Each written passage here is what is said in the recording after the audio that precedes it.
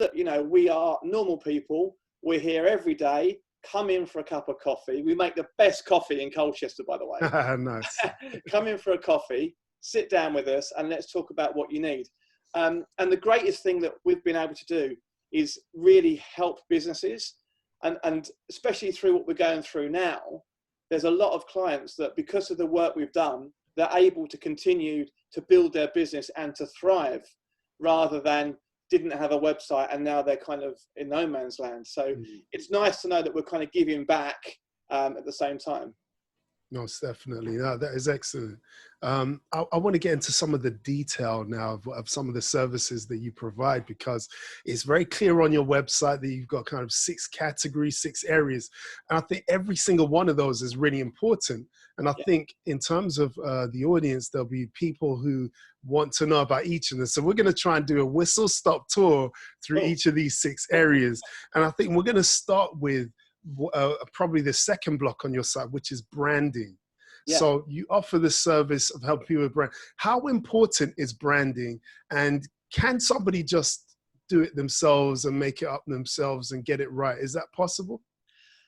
I think everything's possible. I think you've got to be quite lucky.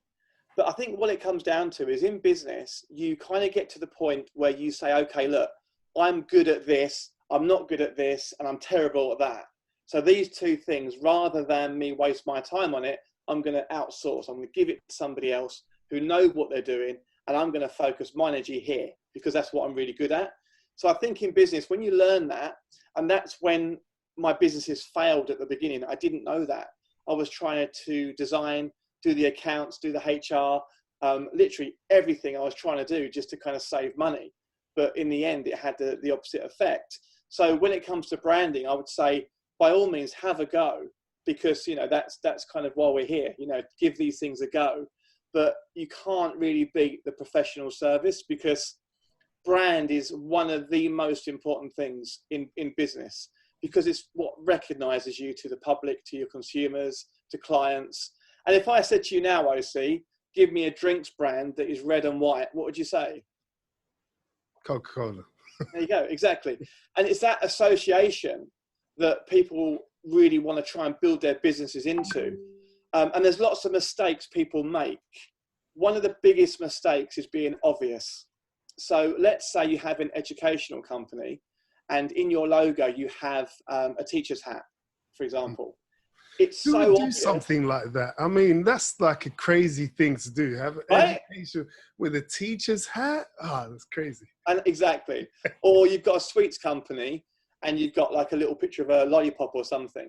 Yeah. That's what most people would do, because it's kind of the sensible thing to do. It's association. But when you look at the big brands, they don't have that product association. If you look at Coca-Cola, they don't have a sort of icon. They have a font that they've developed. If you look at all the big brands, Tesco's, Sainsbury's, BT, Vodafone, Orange, they don't have a picture of an orange. You know, it doesn't work like that. They actually have just a very, very basic font. When you look at the massive corporations like Apple, for example, Apple now have got to the point where they don't write Apple anymore. They just use the icon, and that's association. People know that's them with a little chunk out of the apple. So it's being very clever rather than being very, very obvious. And the biggest thing about brand, and it is the biggest thing, whoever designs your brand, I'm going to give you the biggest mistake people make, and this will save people money. Now, whether I hope people are writing down right now. If you haven't got your notepads and do you know what? This is a biggie. So I'll give you an example.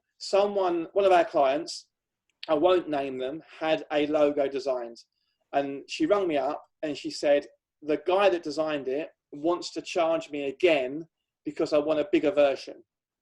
So this is a great kind of tip for anybody getting a logo designed. If you get a logo designed, make sure you have it in every single format and every single size before you hand over a penny to the designer. Because otherwise what will happen, like my client, is the designer will send you a small little JPEG and you'll sign it off and you'll pay for it and you'll go down the pub and you'll show your friends and you'll be over the moon with the logo. until one day you decide to put a sign on your shop, or you decide to sign write your car, or get a brochure done, and your logo is all pixelated. So you ring your lovely designer, who is now your best friend, and you say, hey, that logo is brilliant, so happy with it, can you send me a bigger one? And they'll say, yeah, no problems at all, and they'll recharge you. And this is a massive issue at the moment in the design world, is people having that almost cowboy nature of actually saying, there's your small logo, and preying on people's ignorance not to know that I want the whole family of logos. And when you look at logos, I'm sure people listening to this would know of JPEG and PNG and PDF, all the little file extensions. Well, those file extensions are there for a reason, because every file extension has a different medium that it's associated with. So JPEGs and GIFs and PNGs, they're quite web-based, quite digital-based. And then you look at AI files, PDFs, etc., vectors, they're more print-based. So when you get a logo done, make sure you have it in every single conceivable format. Do your research, do your competitor analysis. Competitor analysis is so important, because these companies, your competitors, have spent a lot of money on their brands. So find a competitor that is doing very, very well in your chosen industry, and have a look at their brand. Why have they chose that brand? Why have they chose that color scheme? And use that as part of your research. Another thing, OC, which is really good, is friends and family. What I always say to people is, when you get a logo done, is show your friends and family. Get some feedback, get some consumer feedback. If you have a website or a brand or an Instagram, but you haven't got a logo yet, what a lot of people do is they make a poll out of it on Facebook, which is great. So you put something on Facebook saying, hey guys, here's 4 logos. What one would you choose? And that does 2 things. It gives you a really nice variety of kind of response from different kinds of people. And secondly, which is really important, is it creates brand awareness before the brand's even there. So that's really, really important. Don't look at something and decide yourself, because there's no brand in the world that's built for one man or one woman or one family. A brand is built for a very large audience. So it makes sense to talk to a large audience before deciding on a final brand for the business. Fantastic. That is absolutely excellent. There are a couple of things I want to come back to in terms of what you've said, because I think it is so important that people do actually understand the different file types. I know that you've explained it, but just again, for those people who maybe, you know, and again, I have my education technology hat on right now, because Sure. the people who are my best friends are those people who are confident enough to say they don't know. Yeah, because Right. when you tell me you don't know, that is where we start from. You get your questions answered. And once those questions are answered, you can feel more comfortable going forward. So just very quickly, in terms of people, if they're going to buy a logo, Yeah. which file format should they be asking for up front, and which ones could they get away with not having, for example? So I'm going to share my screen and give you a live demo, if that's all right. Yeah, brilliant. We'll try it anyway. So, so you should be able to see my Photoshop file. Yep. Okay, cool. Aha, So, Mr. Des Ame, he's been Mr. in here. Des Ame himself. That wasn't set up. That's just something that I'm working on. So, for example, Giving him free advertising. I'm going to have to charge him for that. Yeah, I would. So, for example, if I show you, this is a brand called MMA, Mastermind Academy. So as you can see here, when we design this logo, now this logo is a trading company, a Forex trading company. It's an academy. So what we've done is created the word MMA out of candles. Okay. And what we do with the client is we don't just send them one example. We say, hey, look at this, look at that color, look at this color. And we give them loads of different options to choose from. And it gets to a point that, see, for example, with the logos that we do, we'd start with something like this. And then after a while, we'd play around with some ideas, some concepts. This is how it started. As you can see, it's starting to come more to kind of what the logo is now. But this is how the logo starts life. So when you have a logo done, you need your JPEG, which is a standard file, just a normal JPEG logo here.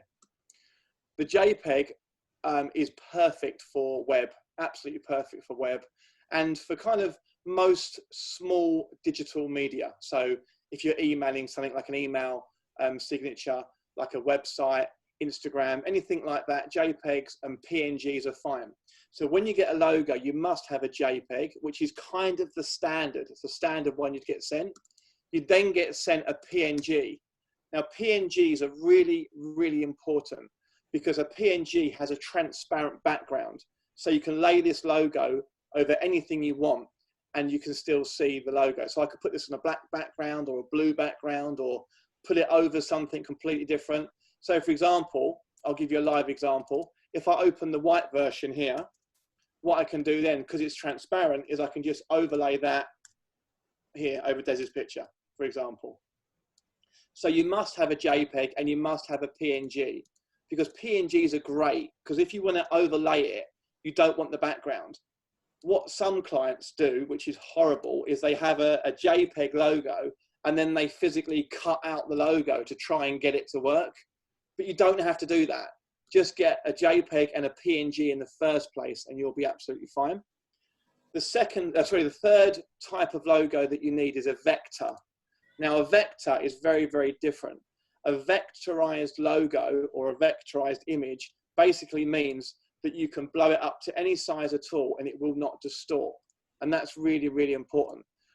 So if I quickly show you the difference, let me try and find the logo now that's actually got a vectorized version of it. Maybe the new AMI one might be a good one. So while you're looking, I'm just going to explain to you, because again, my technology hat on.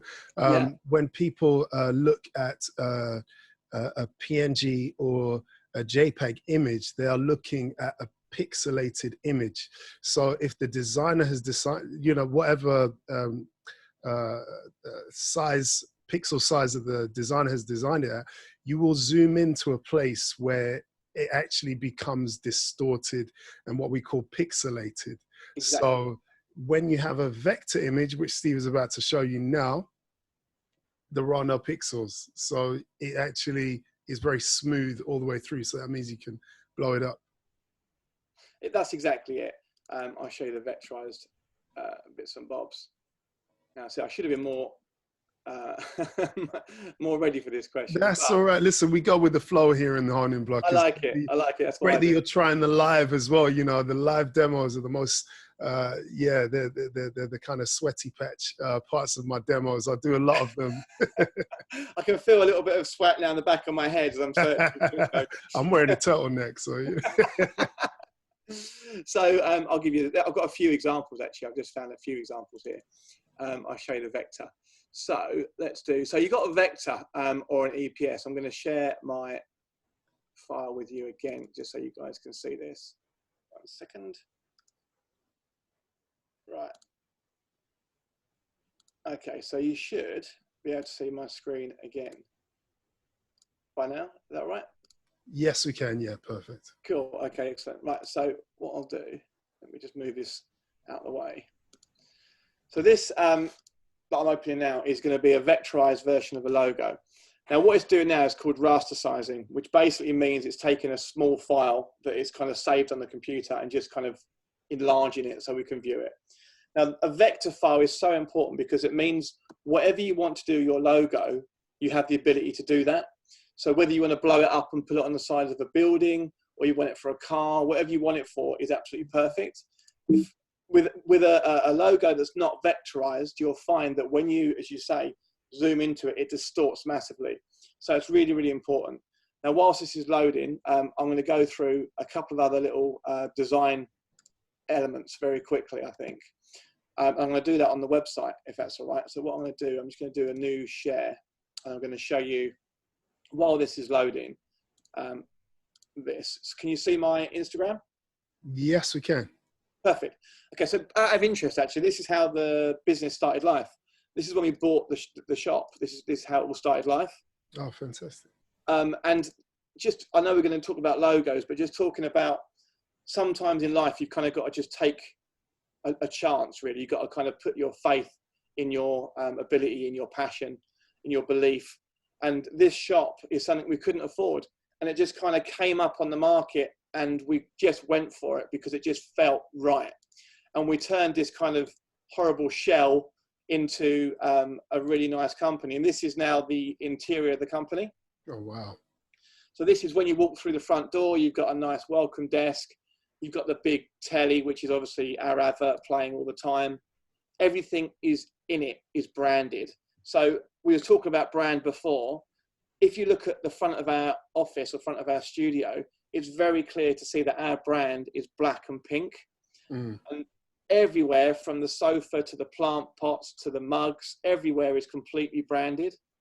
And things like this are not expensive to do, but it makes a huge difference. It makes a huge difference when a client comes through the door and they see you've got branded pens, branded mugs. It makes a huge difference to push that brand. And as you can see, this is where people sit down and have a coffee, have a chat. And this is the outside of it now as well, which is all neoned up. So we've put a lot of time into this, but it's been a lot of hard work as well, a lot of hard work. So I'm just going to show you very quickly. This is our Instagram. And again, we'll come back to this later on, but even our Instagram is branded. Everything's got the logo on it. Everything's got the little pink strip on it. So every time you look at our Instagram, everything is completely branded and looks hopefully on point. So here we go. So can you now see my Photoshop? Not yet. Let me reshare it then. There we go. You should be able to see it now. Okay, yes, you can. Cool. So let me show you this. So this is their logo, Sprout TV. This is a company called Sprout Media. So Sprout TV, this is their logo. Now, what I'm going to do really quickly is I'm just going to take a quick screenshot of the logo, okay? And this screenshot is going to illustrate a JPEG version of their logo. And what I'm going to do, I'm going to blow it up. I'm going to show you exactly how it looks. Okay, so this is the JPEG version of their logo. And we're just going to really quickly increase the size of it to 7,000 pixels. Now, can you see straight away, it's pixelated a lot. Now, if you imagine that was on the side of your building or your car, you wouldn't be very happy. So that's when people then ring the designer and say, look, it's all pixelated. Why does it look like this? What's happening? And that's normally where the designer will charge you again. So it's really important to get it right at the beginning. This is a vectored logo. So as you zoom in, can you see the difference? Every single part of the logo is crystal clear. And that's the difference between a vectored logo, which is lovely and clear, and one that is just a JPEG that you're trying to blow up, because you get that as opposed to that, which is quite a difference. Massive difference, yeah. Yeah. So it's really, really important to kind of get that absolutely right from the beginning on the logos. Fantastic. Thanks so much for sharing that. Because again, I know for some people, maybe they knew that already, but I always like to start from the grassroots, the absolute basics. We can kind of assume people know things. So I'm hoping that's helped somebody. If that has helped you, just leave a comment in Facebook and let me know that that's helped you, so we know that it's worthwhile. Let's talk now about websites. And in fact, if we could talk about websites and apps. Yeah, of course. Because quite often people aren't sure which one to go for, whether they need one or the other, whether they need both, or whether they don't need either, whether they just need social media profiles. So do you want to talk to us about what the do's and don'ts of websites and apps, please? So first of all, apps and websites are normally a monetary restriction, because apps are more expensive than websites. I'm sure every single person watching this knows that. But if you think about why are they more expensive, it's actually a positive to why you should have one. If you think about a company that's got an app, you automatically assume it's a big company, and you automatically put trust in that company because you can get them on the App Store or Google Play. You kind of say, look, they've got an app, they must be a big company, they must be doing well for themselves. So a lot of having an app for a lot of companies is actually perception rather than need. if that makes sense. Mm-hmm. The one thing at Digitiv that we do is we never sell someone something they don't need. Because some people don't need an app, as you rightly said, OC. Some people don't need a website. Some people just need social media presence. So it's really kind of finding the right fit for every client. So I'm going to actually share my screen again, because this is something I did prepare. Okay, brilliant. So let me show you this. So you should be able to see my Instagram again. Mm-hmm. Okay, cool. So this is obviously Digitiv, which is our website. Now, the most important thing about a website is the user experience. So with a website, you don't want too much content. If people want to read a lot of content, they'll download an ebook, or they'll go to the library and get a book. They don't want to read a lot of content. Video and very short, snappy messages is always a much better route to get a message across to a user. Now, with a website, you've got about 2 to 3 seconds to kind of get someone's attention before they kind of switch off. So the idea is, with any website, is after 2 or 3 seconds, they'll then scroll down and start reading a bit more about the actual website. So I'm going to give you some do's and don'ts, some really important things that, please write this down, because it will make the biggest difference to you. Every website that you have built has to have an SSL certificate. And what that is, if you look at your URL, it's actually got, if you can see that, a little padlock. And the little padlock tells Google and the users that it's a safe website to visit. And that's really important. If you don't have an SSL website, when you go to your site, it will come up normally a warning saying that if you visit this site, it could be hazardous to your computer, etc., etc. So that's one reason you need it. Imagine you've got a business and someone's gone to your site and they've seen that message. What do you think the chances are of them actually clicking forward to the website? It's literally a 2% chance. Most people would just say, no, there's obviously a virus, there's something not right, and they'll click off it, and you'll lose that potential customer. And more importantly, you'll tarnish your brand.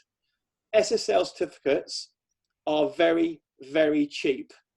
Okay, so if you're being charged £100 for an SSL certificate, you are being misled, is probably the fairest way to say it, the nicest way to say it. SSL certificates we give away with every single website we do. If you buy one, you maybe look at £20 or £30 per year. It's a yearly renewal. But once you have your SSL, you have a little padlock on your site and it is protected. And anyone looking at the site knows that you are a reputable company and can be trusted. So any website you look at in the world, anything, even Zoom, you can see the padlocks there. Every single site, Instagram, every single site will have a padlock. So that's one thing really important. Number two, your nav bar. So for those that don't know, the nav bar is obviously the navigational bar that normally runs on top of the site, which just show people what they can click on and shows people the pages in their website. Now, the nav bar should always be locked in place. So for example, on the Digitiv website, when you scroll down, can you see that nav bar OC is completely static? And the reason is because if someone's scrolling down and they read something, they might then want to go straight to the SEO page or the video page. And we don't want them having to scroll all the way back up again and trying to find it. It's about the user journey. It's about making it as simple as possible. If you take the analogy, let's say you've got a shoe shop and it's in the city centre of London, and you decide to put in 3 doors before you get into the shop. So someone's got to come to the front door, ring a bell, they get let in, they then get to the next door, ring another bell. By the time they get to the 3rd door, they're bored, they're gone. Okay, why would you do that? Why wouldn't you just have one door? They can come straight into the shop, they can browse, they can buy, and they can obviously do what they need to do. And it's the same with this menu here. This is basically taking away any potential issues that an end user might have. Any site you go onto, these are all our sites by the way, but any site you go onto, that nav bar should be locked. So this site here, for example, the nav bar starts at the top and it's on like a transparent background. And as you scroll down the site, you'll notice that it actually jumps into a colored panel and just sticks at the top. Every single site really has that kind of idea, because it's great to give people that user journey. So make sure your nav bar is locked. Make sure that you've got your padlock in place. The next thing is the responsiveness. Now, we was talking about apps versus websites, websites versus apps. A website has to be responsive. And what that means is whatever device you look at a website on, it should resize and readjust so it looks good. So a really quick test of that is, if you look at my screen still, this is the Digitiv site. And if we mess about with the size of it slowly, you'll notice that the text starts to move. You don't lose the page, the text starts to move. If I just move it out a bit so you can see. Can you see everything moving to fit? Mm-hmm. And as you go all the way in, you'll notice now the menu changes from being a website menu to a mobile menu. So now you've got a mobile phone version. Exactly the same site, but it's now responsive. Everything is now in a mobile phone format. You've got a burger menu, which is these 3 lines, a burger menu rather than the traditional nav bar, but it's the same site.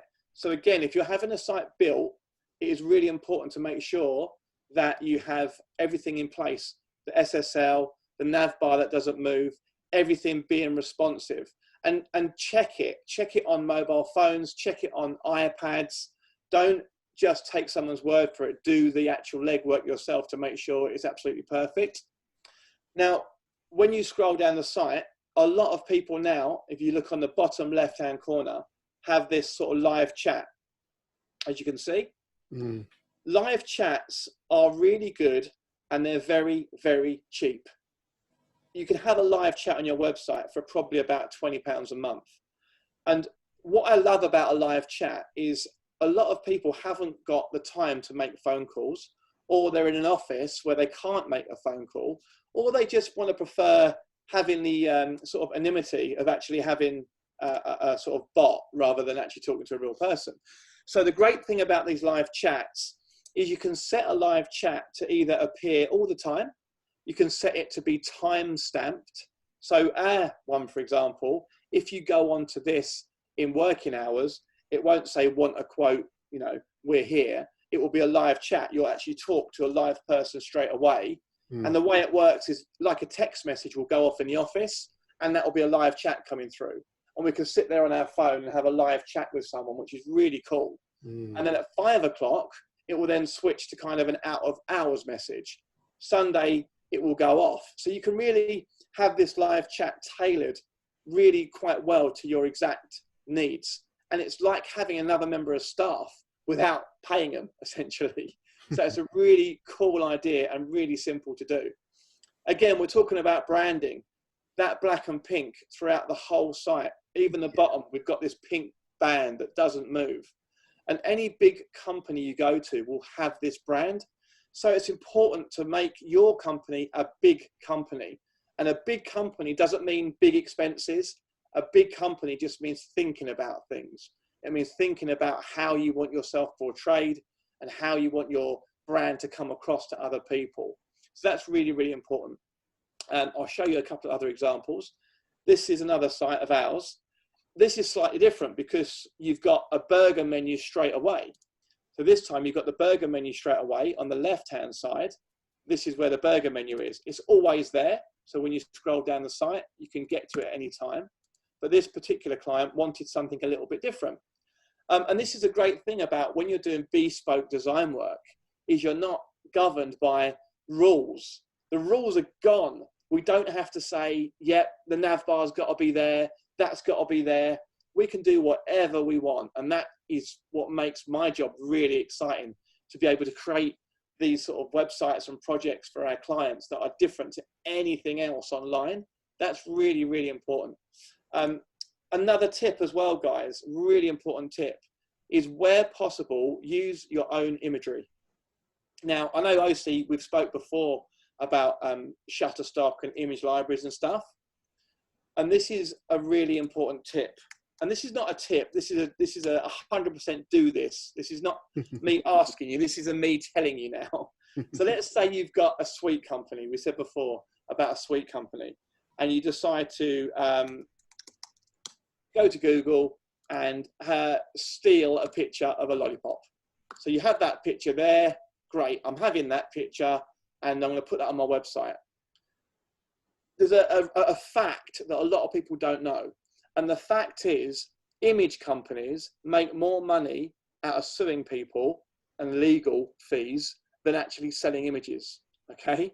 So okay, can you say that again for the people at the back that may not have heard you quite clearly enough, please? right. So if you go to Google and you find an image, some people just take that image and they'll put it on their social media and they'll put it on their website and they won't think twice about it. But this image belongs to someone. So this particular image, I don't know if you can see it. If you click on it, you can see it actually belongs, if I click it again, to a company called 123RF. And you need to buy this image. So if you steal this image, the company has the tools to find this image on every single site in the world. And these companies make more money by finding people that have used an image illegally and suing them than actually selling the image, which is crazy. So you always need to go to free image websites. I'm going to give you a couple, so note these down. So another one is Pexels. Now Pexels is completely royalty-free images that are shared by the owners. So all you do is you type what you're looking for. So let's just type in sweet, for example. There's some good images here as well. So we click an image and we can hit the free to download button. All you have to do is thank the creator. That is it. Once you've thanked that creator, you can then use the photo on your website. What's really important to do, guys, if you find an image you like and you click the download, make sure it doesn't say anywhere that you can't use it for commercial use, because some people will have a little message saying cannot be used for commercial use. So just double check. But this image here would normally cost you either £5,000 in a lawsuit, and it is that sort of money. It is silly, silly money. So this image could cost you £5,000 in a lawsuit, or it could be literally a case of you saying thank you to Sharon and you've got it to use. And it's just downloaded on my system now. And as you can see, if I show you really quickly, let me just get out of this. 1 second. 1 sec. There we go. Yeah, it's downloaded on my system now. I'll try and open it quickly as well so you have a look. I can't do it like that. Everything's going to open. But take it from me, the image is really good. They're really high-res images. They're fantastic quality images. And there's loads of choice as well. So Pexels.com is a really good image library to use. It doesn't cost anything. It's completely free. If you want to have another source of images that you pay for, Shutterstock is really good. And they do like monthly packages of £30, £50, £100, and you can download 40 or 50 images a month. And again, all the images here are really high res, really good quality. Remember, images tell, will speak 1,000 words. So when you have a website, having quality images is so, so important. Don't have out of focus images. Don't steal images. Take the time and have your own imagery. Like this is Des's site, Ami. Can you see that? Mm-hmm. An imagery like this is so important. Now this image is available on Google, but if Des took it off Google, he would have got caught. It would have cost him. So we purchased the image for him. So again, if you're having a website built, get proof of the person that's building it that they own the imagery. Because take it from me, when it comes to the website owner getting an email saying, oh, where'd you get the image from? They are not going to pay it for you, okay? I'll say that again, OC. I know you like repeating yourself, and that is so important. If you get fined, you are going to pay it yourself. No one's going to come along like Robin Hood and pay it for you. It's not going to happen. So use things like Shutterstock, which costs, or use things like Pexels, but do not steal imageries from anywhere. It's so, so important. There's loads of image companies out there, by the way, that do free imagery. Pexels is just one that we use quite a lot in the company if we can't find an image on another format. So I think we've gone through websites quite a bit now. One thing I do want to say about website design, The other really important thing is write your own content or get content written for you by a professional. The rule of thumb with, I guess, life, not just websites, is you don't steal anything. If you take images, you're going to get caught. If you steal content from another site, it's not going to cost you anything. You're not going to get fined, but it will damage your website. The way Google works, if I just quickly show you this, the way Google works is it works by having unique content. So we've got a client called Palmers and Partners, which is an estate agent, and they're based all around the UK. They're based in Colchester, so they wanted us to get them to page 1 when you typed in Colchester estate agents, I believe it was. I haven't checked this in a while, so I might be setting myself up for a fall here, OC. So page 1, you've got the big ones, Canals, Rightmove, Heart, etc. And there you go, Palmers and Partners, page 1. There you go. Now, it worked, great. That could have gone horribly wrong, but it worked. So the reason they're page 1 is because all the content on their website is written. Now, we do SEO as another service, which we'll get onto later on, but SEO is search engine optimization. It's making your website look and perform the way that Google wants you to have it performing, basically. So when you have content on a website, make sure all the content you have, all the content you write is your own content. Don't take it from anywhere else, because it will not help you get to page 1 of Google, and it could harm you because Google does look at things like that and mark you down as well. So that's really important. Content, imagery, the nav bar, SSL certificates. And the very last thing before we move on, make sure you own your website. Okay, I'm going to say that again because OC's taught me a really good lesson about repeating yourself. It's so true, isn't it? It's emphasis, isn't it? There's some things you type, you need it in block capitals. Yeah, so true. So let's say you've come to us and you said, right, Steve, I want you to build us a website. We're going to be selling orange socks. Okay, so I go, okay, let's have a look. Oop, that's not even socks, is it? Let's try that again. Oh, that'll do. It's spelled wrong, but it doesn't really matter. Orange Oaks. Orange Soaks, that's even better. So you've got a domain name, Orange Soaks. And what I've done as a website company is I buy orange, let's just make this even easier because I can't say that. That's a tongue thing. Do orange shirts. There you go. Do that. Orange shirts. There you go. Amazing. It's available to buy, by the way. But anyway, if anyone wants to buy that, orange shirts is available. 99p. 99p. As a website designer, I'd buy orangeshirts.co.uk. And I'd probably buy orangeshirts.com if it was there. And I wouldn't charge you for it because it's part of your package. You shouldn't really pay for a domain name. If you're having a website built, it should kind of come as part of the package. But the same designers that would charge you for bigger images and different formats will also buy this and they'll register it in their name. So let's say, for example, in a year's time, you have a fallout with your website company, or you just decide to move and you ring your website guy up and you say, look, I've got orangeshirts.co.uk. I want to move it to my brother's company. He started a website company. Can we do that? They could turn around and say, if you want to buy the domain name, it's going to cost you £1,000. It's going to cost you £1,000 if you want to buy it. And you'll turn around and say, but it's mine. But what you don't realize is they didn't register it in your name. They registered it in their name. So it's really, really important. If you go to a website company and say, hey, I want a website built, it's going to be called Orange Shirts. Make sure that either you buy it yourself and then just give your website guy the login so they can do the transfer, or make sure when they buy it, they send you proof that you actually own it. Because this here is your brand. I'll give you an example. British Telecom, this is awesome, OC. This is so good. British Telecom had a scheme called BT Gold or BT Black about 3 years ago. And there was a 14-year-old boy somewhere in America purchased this domain name. And they purchased it off of him. They bought it off of him. Don't know how much, but it was a lot of money. purely because the guy owned the domain name. They needed it. They had to have it.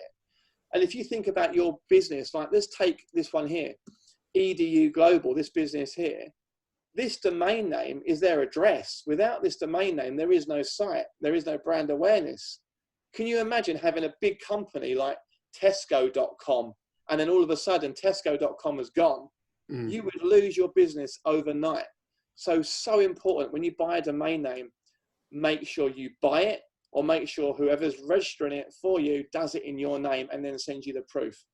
If you want to check it out yourself, all you've got to do is go to Google and type in whois, and maybe like a .co.uk, whois.co.uk.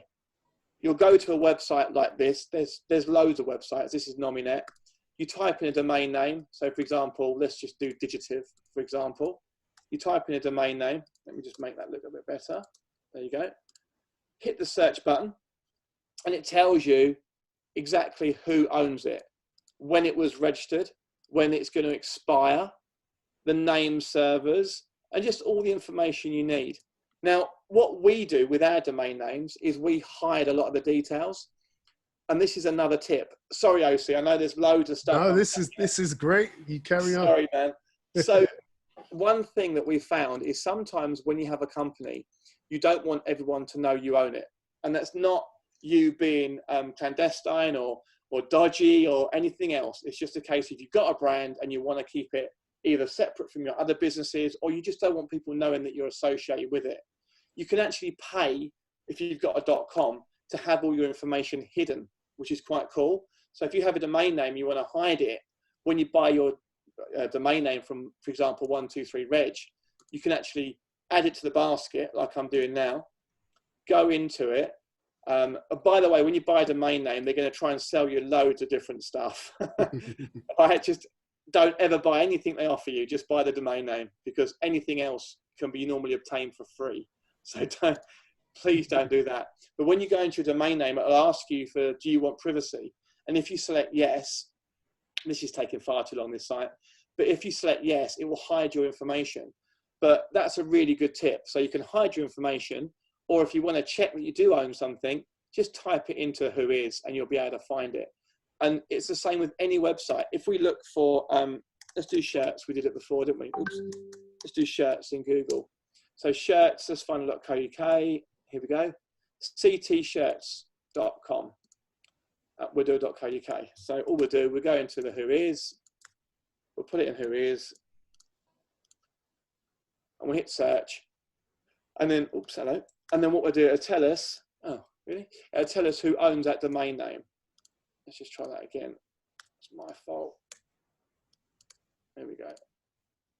Oh yeah, okay, cool. Let's do it .co.uk. Nominet is just .co.uk. I'm not going to confuse things anymore.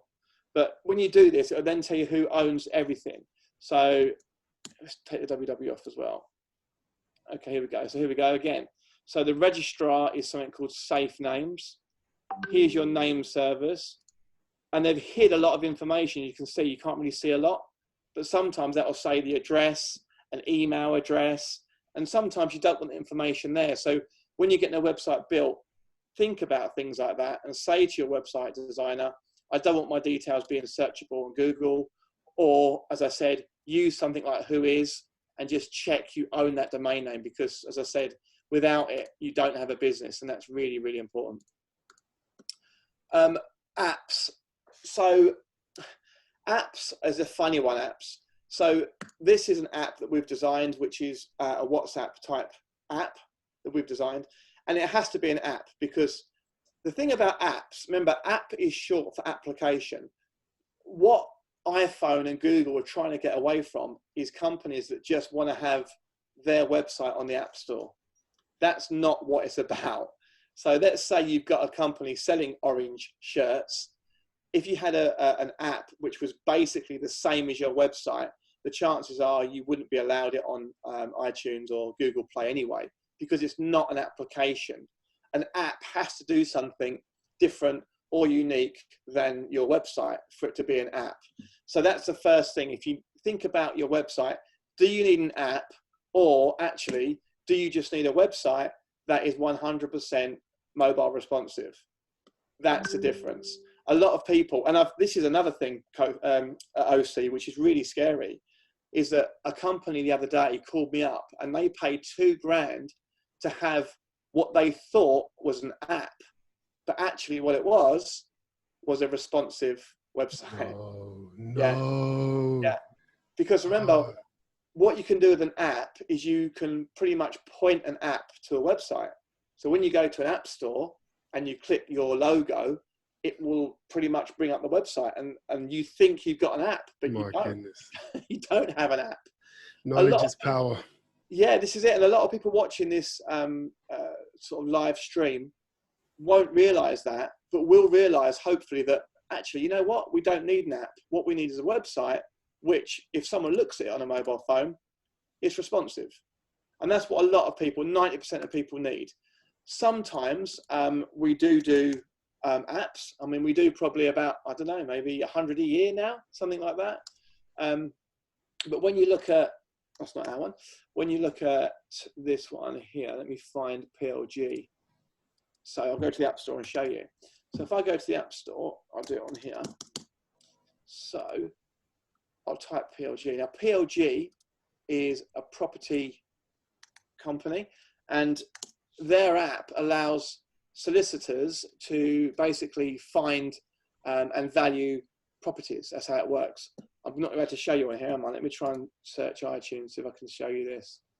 I'm going to do it another way. One sec. I'm going to share my desktop and do it this way, because I want to show you the difference to an app and a website. So let me just show you this. So if Fantastic. I go While you're getting that up, can I just ask the people who are watching live, please let us know that you're finding this information useful just by typing something in the comment section, just so that we know that, because I'm appreciating everything that Steve is sharing here. And I think it is such vital information for anybody who wants to be having a website. It's knowing what you should have, right? It's knowing the types of things that you should be looking for, things that you should be asking for. And when you know, then you're able to say, yes, this is great, or no, I don't want that, I want this. I think that's the difficult thing with technology. People don't often know what they should have. 100%. There you go. So this is the PLG app. And as you can see, you can submit your property on it. You receive a valuation. You can instruct your property to market, etc., etc. So this is a proper app because it does something very, very different to their website. So they need an app, but most people don't. So just don't get confused. Remember, a lot of people, unfortunately, are going to try and just take money from you. And that's a horrible thing to say, but unfortunately, it's a fact of the world. There are people out there that will just try and take money off you and sell you things you don't really need. So it's important to double check things like this. Do you really need an app? Or do I just need a website that looks great on a mobile phone or an Android or a laptop, for example? So that was that. What was the next thing you want to talk about, OC? I'm taking so much of your time. That's absolutely brilliant. Do you know what, Steve? I'm happy to just let you roll with it and go, but I could see a couple of the comments here. Crystal says it's very useful. Alex has said, I need to share this with the world. He's really happy with what you're sharing there. And Crystal says it's very timely for her too. So, and you've also had Alex has followed Digitiv on Instagram as well. So we're doing well. We're doing well. I think you've touched on a couple of things in terms of SEO and apps, branding, web design.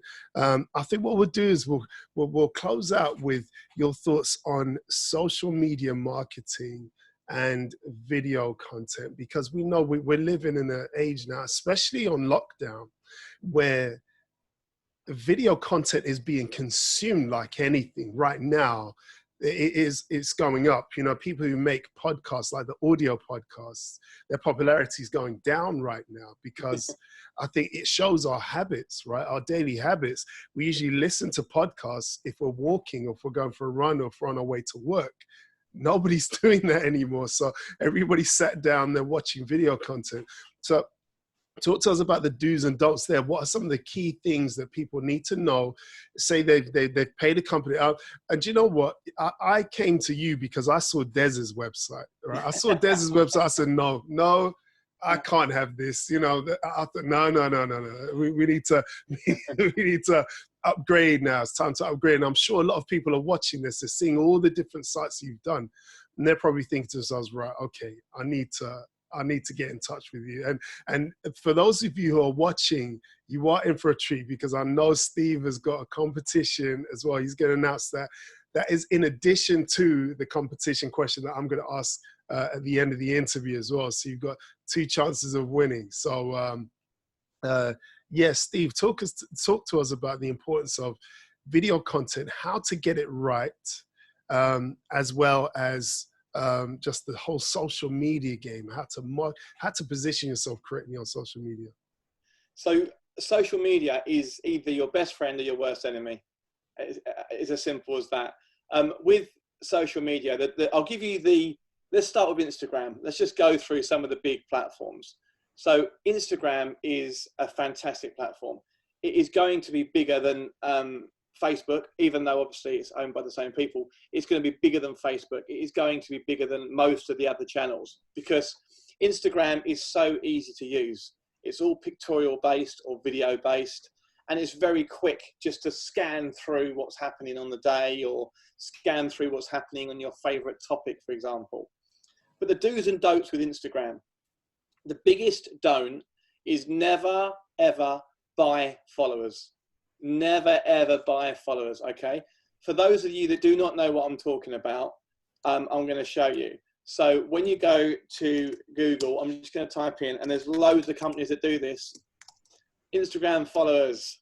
So we'll use any of these. These are all companies that do it. Let's use this one here, Insta Acquire, that'll do. So these companies, for a small fee, will give you followers. And they say they're 100% real Instagram followers. Now, first of all, a real follower in this context means that it's a real account, okay? It's not a real follower, it's a real account. So what that means is it's an account that exists. If you go on the account, you'll find that most of the time there's no one following them. There's not really a lot of posts on there. There's no engagement. It is just a follower. But do not buy followers. So for example, buy followers on this website. Here you go, look, instant delivery, etc., etc. It is so tempting to do this. There is one exception to the rule. I'm just going to put that out there in a minute. I'm just kind of want to get this bit done first. This here, you buy 250 real followers for $5. And when you hit buy now, literally within 10 minutes, you'll find that you have 250 followers on your Instagram. And some people do that, and it should be illegal, but it isn't. And the reason it should be illegal is because it gives people a complete false representation of your company. For example, you could have, let's say, a painter and decorators company that you've just literally launched, and you've got 50,000 followers. And based on the fact you've got 50,000 followers, someone's come to you and they've actually spent money, which is great for you, but actually bad for them, because they aren't your followers. You've actually had someone use your company on false information, pretty much. So I would never, ever buy a follower. The second reason you don't buy a follower is because Instagram knows, okay? Instagram knows. Instagram is very, very, very clever, and it has ways of knowing. Instagram is like my wife, okay? If I've gone to the fridge and I've taken a bit of chocolate, she knows. She knows I've done that. I can try and hide it, but no, she knows. And Instagram is exactly the same. So if you do have the followers, you might be okay for a couple of weeks, but then your account will get blocked, okay? And then you've got to ask yourself, is it really worth it? Is it really worth risking it to actually have my account blocked, which means your username cannot be used again? So again, when we're talking about brand awareness, when you've got your Instagram page and you've got your company username, imagine losing that for the sake of 250 or 500 real followers. It's just not worth it. I said to you at the beginning, there is one exception to the rule. If you are looking to build a brand quickly, some companies, some big companies, will buy followers for the first 3 months and then they will phase them out. But that is really important. If you buy followers, but you phase them out very, very quickly, you can get away with it, because you can launch a brand. It looks like there's people following it. It looks like it's got, customers and clients, etc. But as long as you phase those followers out, So important. When we do Instagram campaigns for people, we look at their account, and half the time there's always fake followers, always. So the first thing, if you come to us as a client, you'll find, let's say you've got 1 million followers, you'll probably find in the first month that you've got 100,000 followers, because we will get rid of the fake ones and then rebuild it back up. Because you can't really cheat on social media. You can't cheat. You've got to do things the right way. So you've got to make sure you earn those followers. Don't buy them. I know it's tempting, but just don't do it. Another thing as well, brand. We spoke about it right at the beginning of this conversation. Now, I'm just going to do our one because it's just simple. Now, our Instagram, we always have a quote on the right-hand side. We always have one of our projects in the middle, and then we have something a bit more kind of personal on the left-hand side. And we've always done that. And what it does, it gives you a brand very, very quickly. Someone can go to your Instagram. They can see you're a professional company. They can see the kind of company they're going to get involved with. Everything is branded. And we never have any excuse not to do it. For example, we had obviously this, well, we're in it now, the lockdown period that everyone's experiencing. So we changed our colours to show solidarity for NHS. So little things like that, you know, so our brand now has gone from black and pink to blue, just because it's kind of the social thing to do. And it's a good thing to do for us because it's obviously we are supporting NHS, but it's good for the business because people that see this think that, oh, these guys have got their fingers on the pulse, you know, they really know what's going on, they really care. And we do, you're absolutely right. But it's important to follow trends, get your brand out there, take the time to put up good posts. Don't just put rubbish up there. Make sure that everything you put up there has a purpose and has a reason. And hashtag it as well. So for example, if you look at, let's just take any one of these posts, doesn't really matter. One of these posts here. These are the hashtags. So we've put a message up here and then we've hashtagged it. And when you're hashtagging stuff, don't just hashtag random words, make it relevant. So for example, this company here is called Custom Sneaks, and they're based within Digitiv, and they do custom trainers and bags and all that cool stuff. So the hashtags we wanted were relevant tags, culture to business, again, creative, Essex, stuff that's really, really relevant. So when you're hashtagging, don't just put in one hashtag or two, put in, you know, sort of 5 to 10 good hashtags, put your brand in there as well. Make sure your brand's in there as well. Really, really important. Don't just put a post up for the sake of it. Make sure it's hashtagged properly, share it, and really put a lot of love into it. That's kind of what it's about, is time and passion. And if you do that with anything in life, you're going to succeed. And it's exactly the same with social media. So Instagram, that is all you've got to do. Any brand you look at, if we look at, let's look at Coca-Cola. Coca-Cola, here we go. Coca-Cola. I said to OC at the beginning, what brand is red and white? And you said Coca-Cola. And as soon as you go on the Instagram page, you can see everything they do, red and white, red and white, red and white. Everything red and white. And this company is spending millions and millions of pounds a year on marketing. So if they're doing it right, there's a good chance that it's going to work for you too. So I think I said at the beginning, OC, didn't I? Look at your competitors. And again, this is why you do it. You look at a competitor, you see what they're doing, and you use some of their concepts, some of their ideas. Any of the big brands are doing it right. Any of the big brands, B&Q, I can't find them, I'm not going to look for them. Barclays maybe, there you go, Barclays UK. So their brand is very, very corporate, obviously, blue and white, very, very corporate. And as you go through their pictures, everything's got blue and white in it, but there's some real kind of corporate shots, really about people. Barclays is all about people. And if you look at this, it's all about the people they've helped, the people they're going to help. That's what it's about. So you've got to think, what is my brand doing? What is the point of my brand? And get that across on Instagram. So if you look like a tattoo company, I'm just doing some random ones here. These aren't ours, by the way. Let's do Tattoo London. Let's try and find one there. Here we go. Let's just try any one. Okay. So this one here. Now this, for me, another tattoo company, has no brand behind it. It's more of a personal brand. Has no real brand behind it at all. Want to find one that's got a proper brand behind it. Let's do the tattoo convention. There you go. Okay, so here we go, London Tattoo Convention. Again, this is quite a bad way of doing it, because what they've done is they've not followed through on the idea. They've got the brand here at the bottom, this London Tattoo. But I reckon if I click on it, you'll see the whole logo, because the whole logo isn't London, is it? The logo is London Tattoo. But when they've put the image on, they've not put the right size image on, and it's cut the logo off. There you go.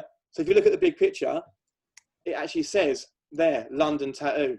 But on Instagram, because they've uploaded the wrong size, you can see straight away it's cut it off and just says London. So again, take time when you're uploading stuff. All you've got to do is go to Google and put in their Instagram size, and it'll tell you Instagram size 612 by 612. So if you've got a Photoshop or a graphics program or whatever it may be, make sure your images are uploaded exactly to that size. What a lot of people do, unfortunately, is they just upload any image and it ends up like this. Your branding is completely hidden on every single image.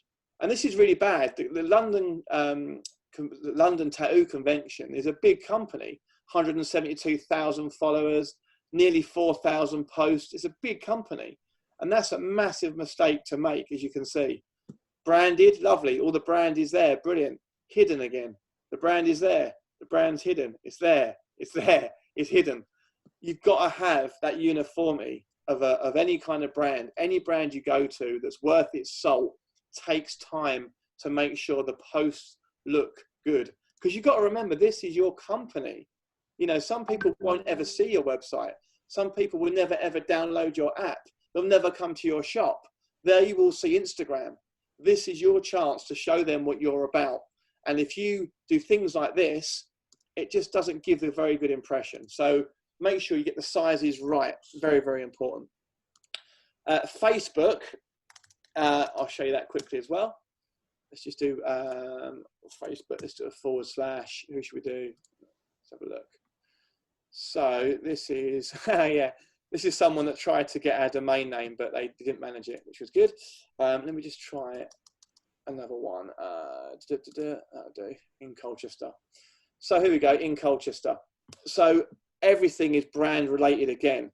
When you upload your logo into Facebook, again, check the sizes right. The amount of companies we see that their logos are cut off is ridiculous. Make sure you've got a good front cover. Okay, really important. Use the tools that Facebook give you.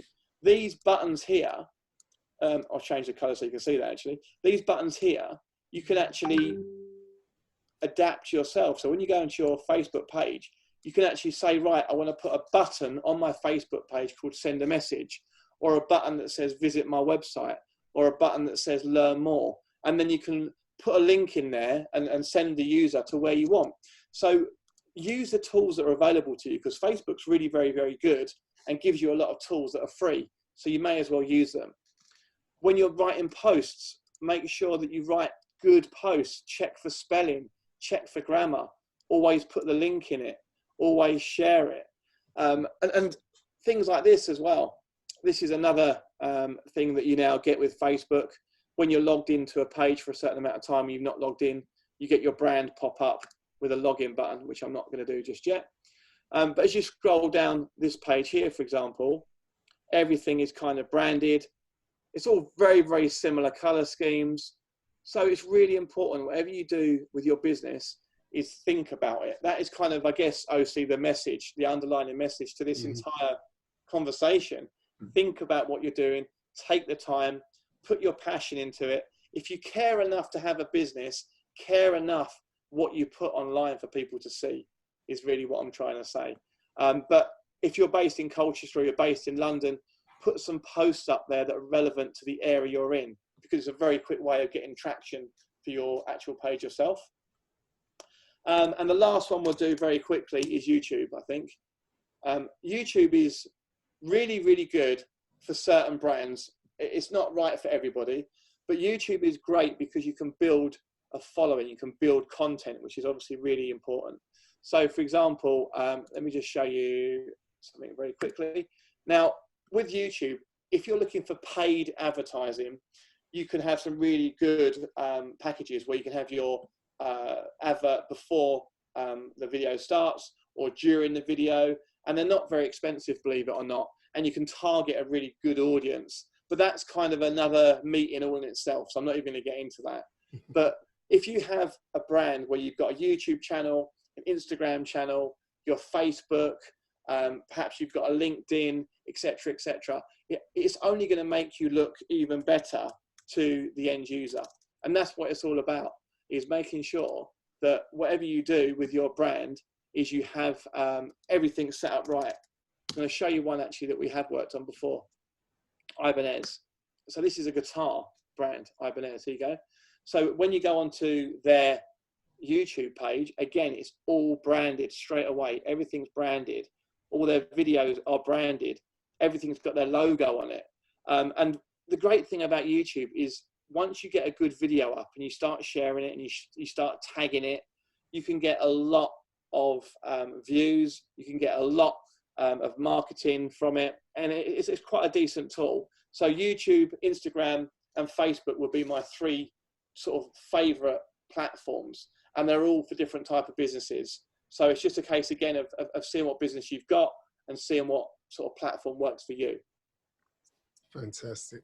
Steve, I'll tell you what, I've got a business idea out of this. I'm going to talk to you about it afterwards, because I think the people in the honing block have had a really good treat. And I think that this information, you know, could easily be charged for. I think we could put together an online course package and help you, because the reality is, this is exactly what people need to get the quality online presence. And I think it's vital that people learn about these types of things. I do think people in the honing block have had a real treat tonight and just going through all the detail. And funnily enough, this is the second week in a row that our audience has been told not to buy followers online. Oh, really? Yes, because the guy, he's also called Stephen, he was on last week talking about online marketing, etc.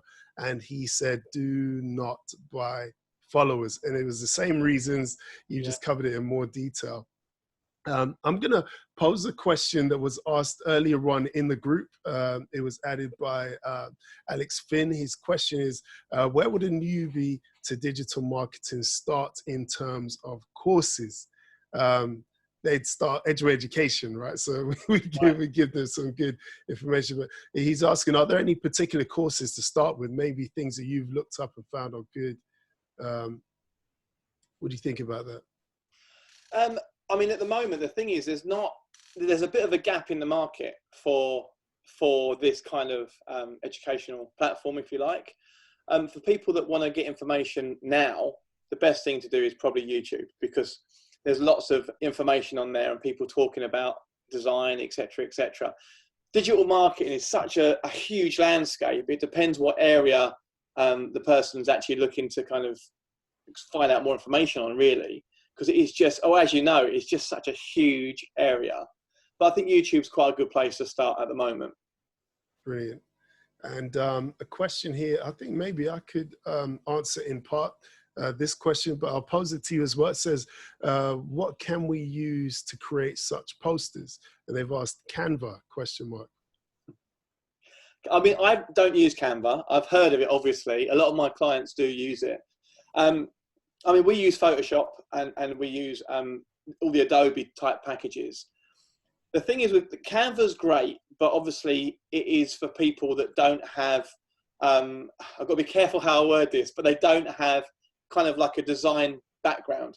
It's kind of like they call it a WYSIWYG, which means what you see is what you get. So in other words, point and click, they could drag stuff in, they could put a few effects on, but you're never going to get a real polished result unless you take time to learn something like Photoshop. And I know one thing that we're going to do with EJ Way is obviously Photoshop lessons as well. I know me and you spoke about it before, and I think it'd be really nice to actually get some tutorials online to show people, look, this is how you do a poster, this is the do's and don'ts, and actually have a nice tutorial class, because it doesn't exist at the moment. And again, you know, when you're looking at Canva, it's great. I mean, I'm not going to put the program down. It really is good at what it does, but you don't get a result like you get in Photoshop. Like, for example, I said to you, I think at the beginning, we showed you actually really quickly on this one here, when you look at Desi's one, this one here, wasn't it? Mm. Yeah. So this, obviously, this can't be achieved in Canva to this level, because every element is completely separate. It's all layered. It's all got different lighting effects on it. But it isn't rocket science. Like this, to build a post like this is something that could be taught, and it can be taught over, you know, 3 or 4 lessons. We can have people learning how to do this themselves. And I do believe in teach a man to fish. I really do. I mean, obviously we're a business, so end of the day, we're always looking to make money, as all businesses are. But one of the things that I really love is I do love imparting knowledge, and I know you're exactly the same as me. Mm-hmm. I love it when someone comes to me and says, "Hey Steve, I've created this. What do you reckon?" There's not a better feeling really for me. So yeah, I just say, if you're really serious, download a free trial on Photoshop. You can do it now. Go to adobe.com, get a 30-day free trial, watch some YouTube videos and start learning yourself. Or yeah, Canva's just a quick alternative if not. Fantastic. And as an Adobe education leader, I cannot stay silent without talking about Adobe Spark. So that is a brilliant free alternative for anybody who isn't able to access some of the paid Adobe apps, because you really do get good quality images. If you want a quick image for your social media, it is brilliant. You can have your own image in the background with a logo on top. You can have stickers on there if you wanted it to be a bit fun, and you can also, you have some free photos, royalty free images that you can use within that app as well. So definitely have a look at those. But Steve, thanks so much. I think what we're going to do is we're going to have competition time now. So I'm going to let you announce yours first, and then I will announce mine afterwards. And then whoever's watching this, maybe now or after the fact, can try to enter these competitions. So go ahead with yours. Tell everybody what is on offer today. Okay, so this is a good one, actually. This is a good one. So I spoke to my business partner and I told him what I was trying to do, and he almost fell off his chair. So this is a good one. We're gonna, I think, I'll talk to you later about it, but I think we're gonna probably announce the winner next week. Would it be, do you think? Yeah, sure, that's fine. Okay, so I'm gonna show you the competition now. Okay, so this is our competition. Okay, so this is obviously us. Can you see that, Digitiv? Mm-hmm. Now, we do various packages. We do a branding package here. Basically, what we do is create a completely bespoke design, unlimited revisions. So we will keep designing stuff until you guys are happy. We'll give you an identity pack. That is your guidelines. It has the fonts we've used, the colors we've used, etc. We'll do 150 business cards, deliver them to your house, buy you a domain name, and even put up a holding page coming soon. And that's what we're giving away today to anybody watching this live Facebook. So you can have a completely bespoke brand worth £450 for nothing. All you've got to do, very simply for us, is share on your Facebook or your Instagram, Digitiv, and then we'll have a look at who shared it and we'll pick someone out with yourself, OC, at random. Fantastic. So just to clarify, you are offering a package that's worth £450 absolutely free. Yep. And all people have to do is share Digitiv. That's it. That is simple as it is. Wow. Wow, wow, wow, wow, wow. That is absolutely amazing. And it's no strings. I think some people, I don't know what it is. You know, I'm trying to give away stuff here. You know, I'm giving away Amazon vouchers, I'm giving away financial review. You're giving away design packages. And people might be a bit dubious, thinking there's strings attached. There are no strings attached, people. I just want to make that perfectly clear. Steve and I were both, I guess, philanthropists at heart. We like to give away, and we like people. I'll tell you what drives me, people, just in case you were wondering, in case you didn't know. I like people to grow. I love seeing people develop. I love seeing the start of things and the process towards something being big and great. I love that. I love that's my passion. That's what my events are called, Grow Your Potential. That is me. So I do give away a £20 Amazon gift voucher every single week. And there's a free financial review that is courtesy of MA Finance Academy as well. So Steve's given his competition. So my competition question is this. It is film-based again. And we are going back to a film I mentioned the other week called Trading Places.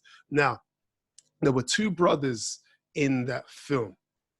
There were two brothers. Their surname was Mortimer. What were their first names?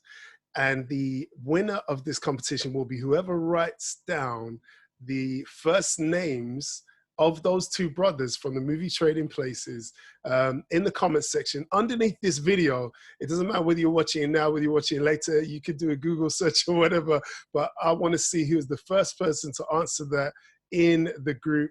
And it does record the timings of the posting, so I'm going to have a look at that. I'll give people time to answer it, and whoever answers first gets a £20 Amazon gift voucher and a free financial review to the value of £595, courtesy of MA Finance Academy.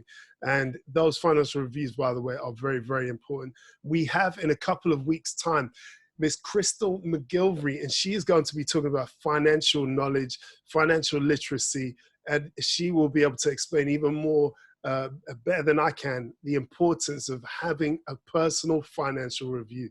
It's good to stop the rut, and it's good to know how to grow your personal finances. Next week, we're going to be having an interview. We have him back.